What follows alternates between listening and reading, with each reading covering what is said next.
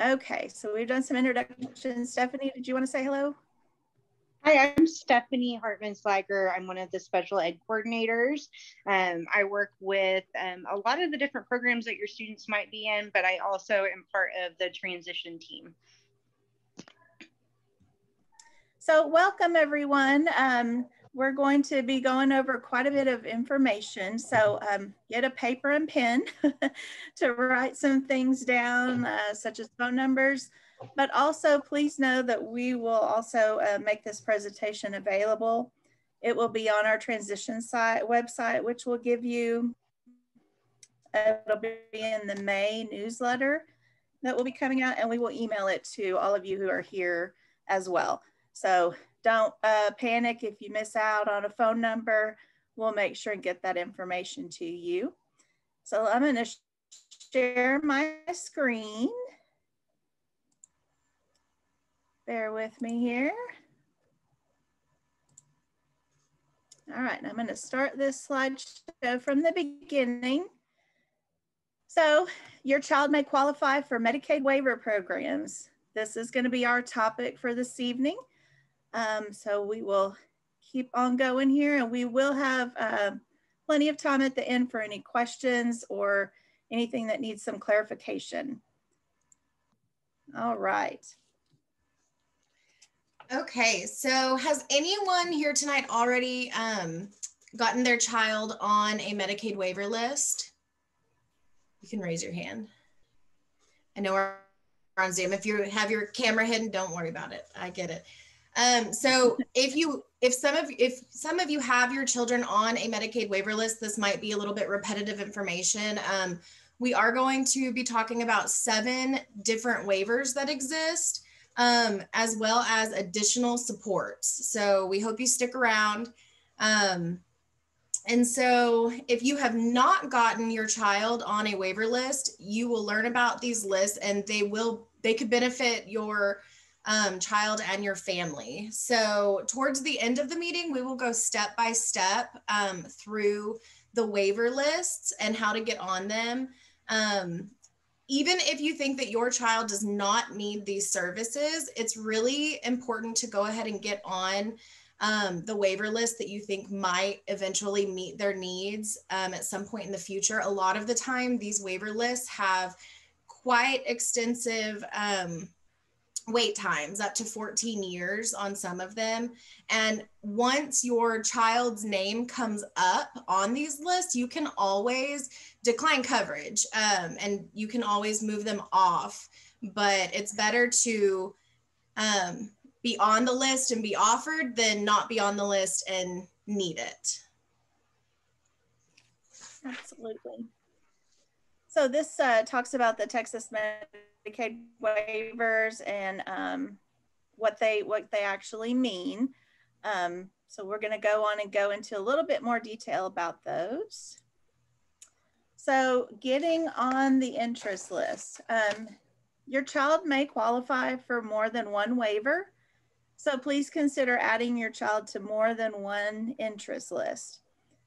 Being on the list simply means that you're interested in learning to see if your child qualifies for those services. And like Mary was saying, some of those interest lists have a 14 to 15 year wait list or wait time.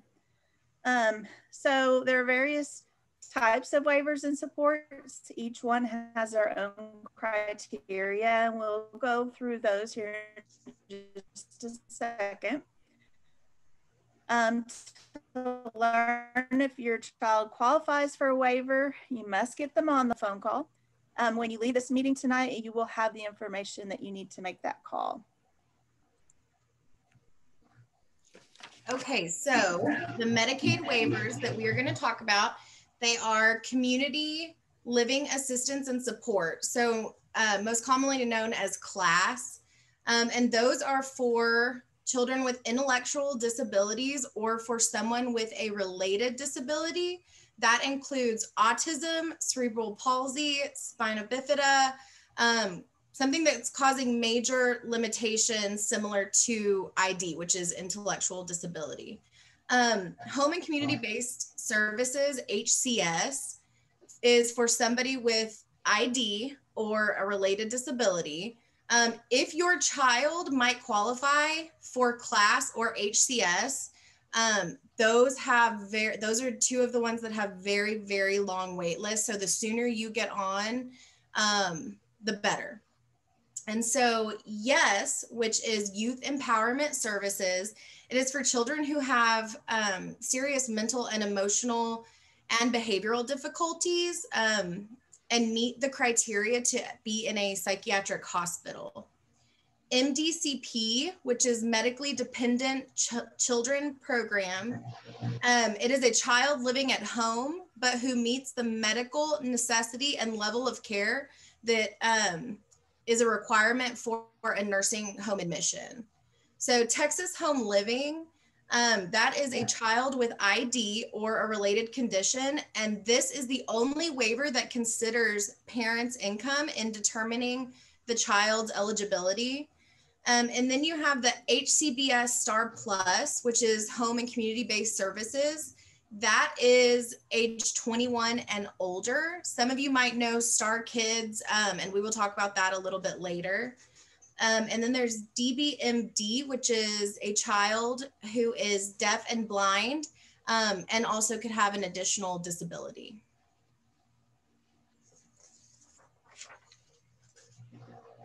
Okay, so when we're talking about class and HCS, those are the big dogs. Those are the ones that have the most funding, but unfortunately also the ones that have the longest wait list. So these tend to provide a very large number of supports, and that's why it's so important. Our phrase for today is going to be, don't delay, go ahead and call and get them on the list. And these two waivers, well, some of the things that class offers are behavioral supports, adaptive aids, medical supplies, respite care, OT, PT, lots of different things you can read as it goes along. And then on the HCS side, there's residential services, DayHab funding, which that helps with development of basic life skills. We've got some home modifications, nursing, again, respite, professional therapies, and supported employment. If you'll notice, I believe that respite care is on both of those.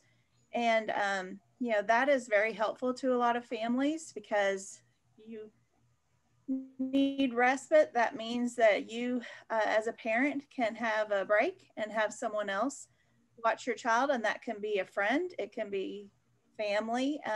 And so those are funds that will actually pay that person to kind of help you out. Because we always say that you can't pour from an empty bucket, so you always have to take care of yourself as a parent. So that respite is very important. It is important to be on both the class and the HCS lists, but when your child's name comes to the top of either one of those, you can only choose one. You can't be on both. We'll move along here.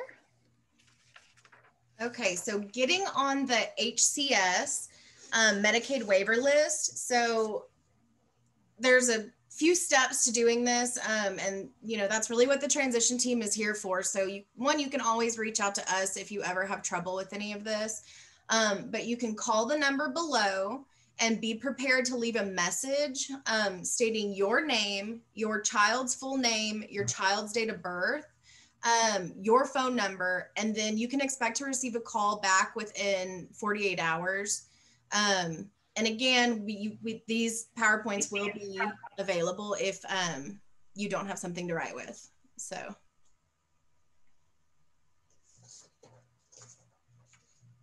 Yeah, and one thing on this HCS, Jackie Linville is also on our transition team, and she's gotten some good contact numbers and information. So Kim Lambert is the first contact on there, but then we also have Paula Lopez, and she speaks Spanish. So we have both of those contacts there for you. All right, this next one is getting on the class waiver list. So we've got the phone number to call right at the top. When you call, you'll hear the following prompts. It will say you've reached the Health and Human Services Commission interest list phone line for MDCP, CLASS, and deaf, blind, multiple disability programs. So you'll press 1 for English, and then you'll press 1 again to get on the interest list or to check on your status. Be prepared to give the following information: child's full name, child's social security number, so make sure you have that on hand, child's date of birth, what services your child receives in school or their eligibility. And what that means would be like if your child is in a centralized program such as life skills, RISE, functional academics, something like that. That is what the information that you would need to tell them. It's also helpful to, have their overall or full scale IQ. That can be found on the testing that was done. Your diagnostician, could help you with that. And other questions regarding the child's level of independence and functioning. So they probably will ask you some questions about what your child can do on their own, and then things that they still need assistance with. So that's about CLASS. Okay, so this next one, the Youth Empowerment Services, it's for individuals with mental and behavioral health needs, but it can't just, your child can't just have a behavior plan in school. It's for students that are diagnosed with emotional disturbance or something related to that. And so it provides an intensive in-home program, and it allows for more flexibility in funding of intensive community-based services to assist children and adolescents with severe emotional disturbances to live in the community with their families. So, case management, assisting of needed social, emotional, medical, and other services, family supports, respite care, community living supports, and wraparound supports that actually will collaborate with your schools, clinics, and home.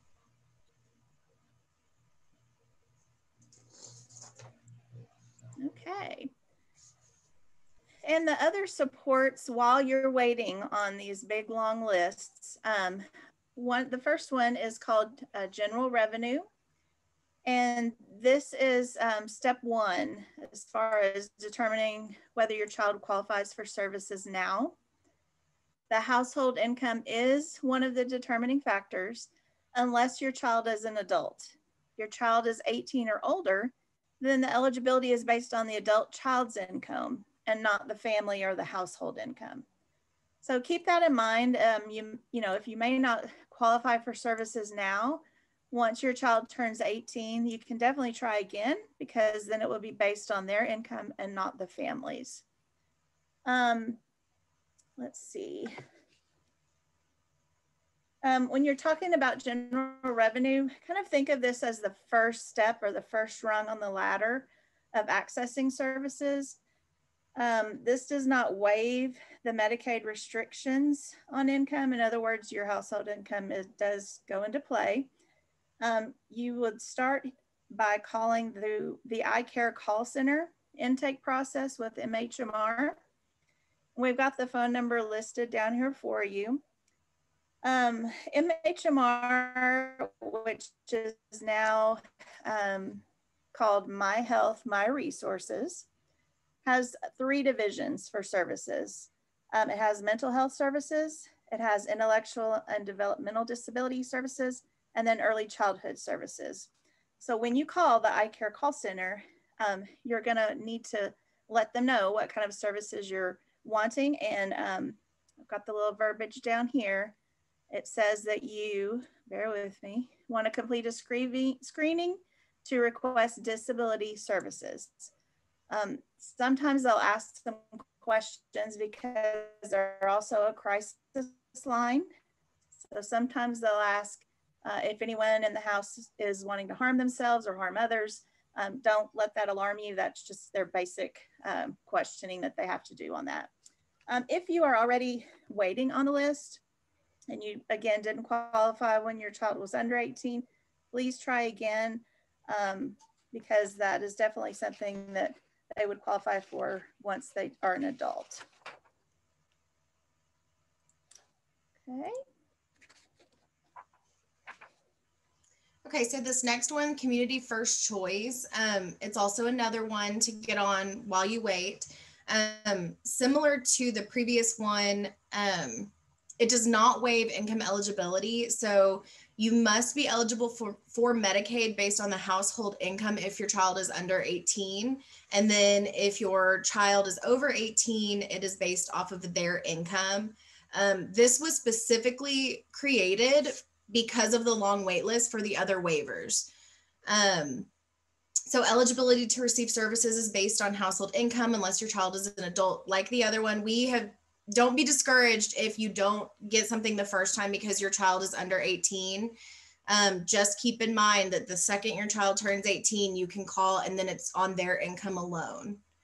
And so services include help with activities of daily living, and health-related tasks through hands-on assistance, supervision, or cueing, services to help the individual learn how to care for themselves, backup systems or ways to ensure continuity of services and supports, and then training on how to select, manage, and dismiss attendance.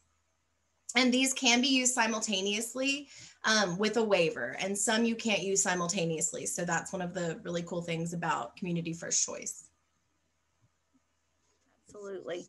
One of the questions that came through earlier was how do you prove to any of these agencies or lists that your child has a disability? And the one thing that you would need would be your IEP or ARD paperwork from the school, and also the evaluation that was done on your child from the school. So that would be your proof of your child having a disability. Thank you for that question. All right, let's see. Texas Home Living. So this number is unique to this particular waiver department. And I think we have it listed here at the bottom. Yes, okay. So this is pretty much rung number 2 on that ladder because we had general revenue. This is the next one. Community First Choice, which Mary spoke of earlier, is one you can have simultaneously with these. It is a waiver, so it's like class and HCS, but the only income they look at is your child's income for this one. It's for people of all ages with an intellectual disability who are living with their family in their own home or in other community settings such as a small group home. And then it's listed there the services that it includes. And it's a good list there. So that is the next waiver that we have discussed. And here's the next one. Okay, so Star Kids and Star Kids Plus.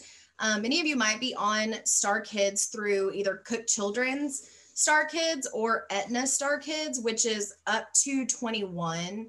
It is important to note that if you are receiving Star Kids, you will not be able to receive that general revenue that Becky discussed, or Texas Home Living funds. So MDCP, Star Kids, and Star Kids Plus, they're called managed care organizations, or MCOs, meaning only 2 managed care. They are the only 2 managed care organizations in Tarrant County, which is Cooks and Aetna. Children on MDCP Star Kids, they do go on to move to Star Plus at the age of 21 until their name comes up for the 2 big ones, HCS or class. But because they cannot be on 2 waivers at once, the HCS and class offer more supports and services. So we recommend, if your name does come up on that HCS or class, to go ahead and switch to those. Because again, the supports are much greater. So as your child approaches 21, be sure to contact Star Kids, your Star Kids representative, to ensure the process is just seamless. There's been questions about if it's just an automatic transfer, and we might be able to answer that a little bit later. I'm still a little unclear on that, but definitely as they're approaching the age of 21, contact their representative. And you'll just see here on this chart that Star Kids Plus, which is the one that they will move to at the age of 21, it offers all of the programs are included, and then not as many when your child is under 21, just because it's not as much of a necessity when the child is still in school under the age of 21. Okay, we have another question here, and Stephanie, I'm gonna ask it out loud. Maybe you can help us with this. So clarification on proving the disability. So you don't need a doctor's diagnosis, or if you have a doctor's diagnosis, but it's not very extensive, what about just a short letter from a psychiatrist? So I think it will depend on the waiver program, for sure. I think that with a doctor's note will be harder to talk about, like just the cognitive piece, but a psychological, like a note from a psychiatrist would probably be more sufficient. I think you definitely want to always fall back to that IEP and the evaluation as your starting point, and then they can always guide you on if they need additional documentation. Awesome, thank you so much. Okay. These are some good contacts numbers to have. Again, we're going to send this PowerPoint out. It'll be on our transition website and in the May newsletter. But we've got our HCS contact information, class, the YES waiver, the MHMR Eye Care call center, which is, I forgot to mention, this is actually answered 24 hours a day. So even if you're, you know, put the kids to bed and you're home and have some time, you can make that phone call anytime. Texas Home Living, MDCP. Also some good information here. The website Navigate Life Texas has just tons of information helping kind of navigate all these waiver programs and just services in general that you will definitely want to take a look at that website and see all the things that it has to offer. Also, our Crowley transition website, we've got the link for that here. And Stephanie worked really hard on that this year and getting lots of information, lots of resources, our contact information. We have also been doing some little monthly video tips and tools to help out. So that information is all there. Let's see. This is our next to the last slide. So this would be a good time if anyone has any questions. I know it's a lot of information that we've thrown at you, but please know that as a transition team, we're here to help you through that process. Most of your students will probably be having person-centered planning meetings once they start the 8th grade. And those will be with us. And we kind of talk about all these issues and help you get connected to agencies and just guide you through that transition process into life in high school and life after high school. So any questions right now that we can try to answer for you?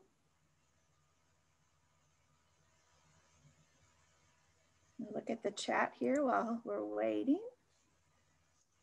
We know how intimidating some of these can be. We've experienced some, you know, intimidations and this is what we do. So we're truly here to help you. We want everybody to know you're not in this alone. Because if you're ever having an issue with any of these phone numbers, reach out to our team because we may be able to guide you, or we may have some other contacts or something that may get through and make it a little bit easier. And if you don't feel comfortable making these phone calls on your own and you'd like somebody to support you, the team is more than willing to set up an appointment with you to do a conference call and help guide you through these phone calls. One thing I know that we've used the word transition a lot, and sometimes people hear that word and they think that means only for older kids. One of the things that we like to say is that transition begins at diagnosis. So it is absolutely never too early to start investigating these things. And like Becky said at the beginning, even if you're not sure that you'll ever need or qualify for these supports, it is better safe than sorry. Go ahead and get on the list. Phone calls total would probably take you 30 minutes to get on both of those big boy HCS and class lists, and it is a valuable use of your time to have that assurance.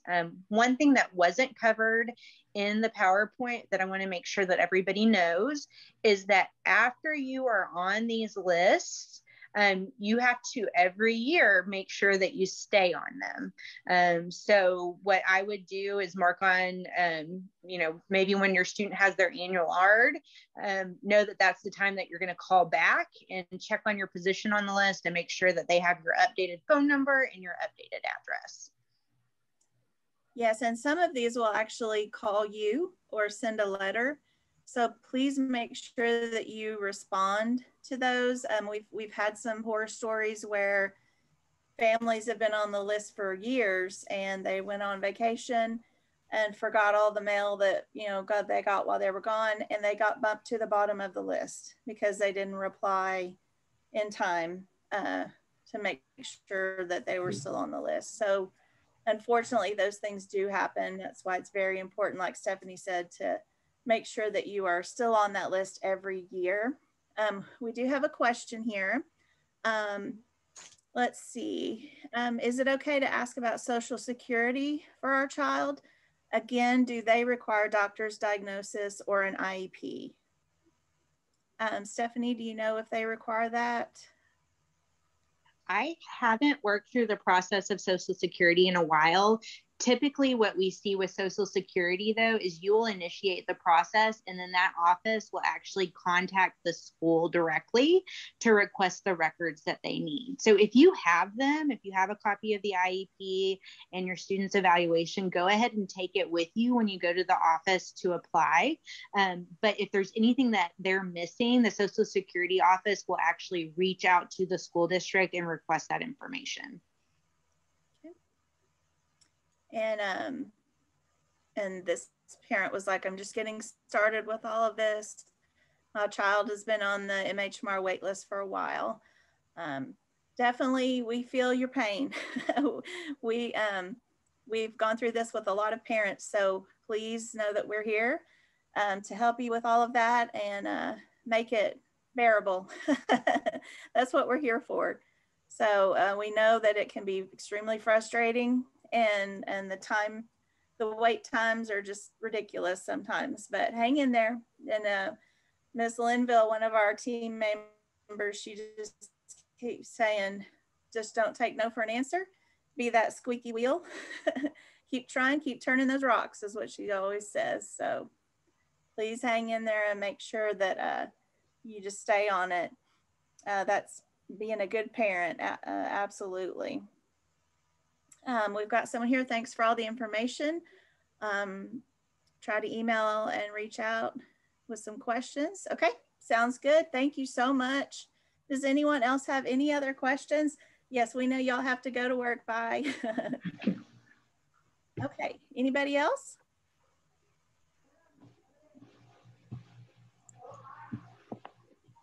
I see a student peeking in there. You do? Who do you see?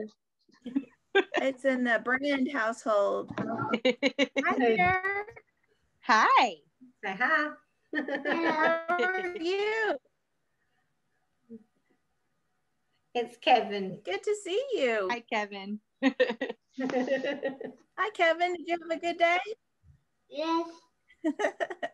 He got what grade are you in, Kevin? Today. He got new glasses today, so that may be why he's trying to be in here to show them all. I like them. They look very nice. Say thank you. Thank you. Well, Becky and Mary, thank you so much. Y'all are truly experts and our go-to people. I learned some stuff today too. And just reach out to, if you aren't able to like go back and locate that link to the transition website, reach out to the specialist who gave you the link to this meeting, and they can get you in touch with Becky and her team. And even if your kid is not high school age, middle school age, even if they're itty bitty, we're here to help and get you connected to the supports that you need. Absolutely. Our parent liaison, Donna, was not able to be here tonight, but I know that she will also make sure that we get all of your contact information and get this emailed to you. Again, we'll put it on their transition website, and it will be in the May newsletter. And the next parent engagement meeting is going to be on Thursday, May 13th. So thank you guys so much for joining us and spending some time with us this evening, and we will hopefully talk to you soon. Bye, everyone. Thank you. Thank you. Nice to meet you all.